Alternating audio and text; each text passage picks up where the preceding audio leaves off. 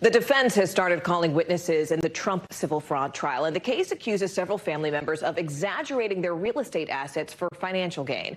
First to take the stand, the former president's eldest son, Don Jr. Now, he's testifying for the second time after state lawyers questioned his knowledge of Trump Organization business practices just 2 weeks ago. NBC News correspondent Vaughn Hillyard joins us now from outside that courthouse in Lower Manhattan.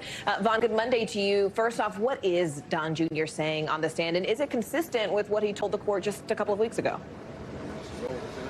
Yeah, good afternoon, Morgan. He's been on the stand for just a little over 2 hours now, and Don Jr. is the first witness to be called by his own defense team here. Over the next several weeks, the defense for Donald Trump, as well as his co-defendants, including Don Jr. and Eric, his sons, will be able to present their case. And what we have seen over the last nearly 2.5 hours is Don Jr. present the history of the Trump Organization, particularly when he became involved beginning in the early 2000s. You'll recall that multiple times during the prosecution's questioning of Don Jr. as well as his father, Donald Trump Sr., the judge interjected and cut off their responses, telling them to answer the questions of prosecutors. But now this is the opportunity for Don Jr. to set up the vast history of the Trump Organization that is nearly a century old now, dating back to when his grandfather, Fred Trump, first built the company. And now what he is doing is working through and explaining the nuances of each of these various properties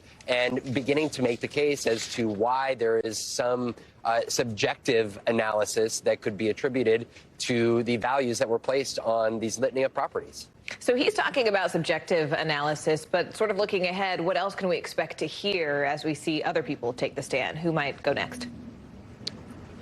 Exactly. The prosecution is going to have the chance to cross-examine each of the witnesses here that are brought forward. But what we should expect is the defense to continue to make the case to the judge. There is not a jury here. This is going to be the judge that determines the potential penalties that Don Jr. and his family incur, including the potential suspension of the Trump Organization's business license here in the state of New York.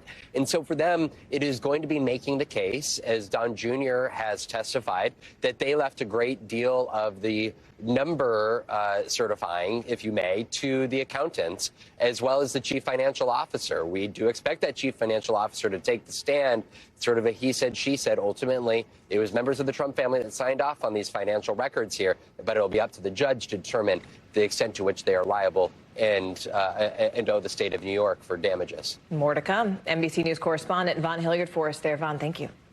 Thanks for watching. Stay updated about breaking news and top stories on the NBC News app or follow us on social media.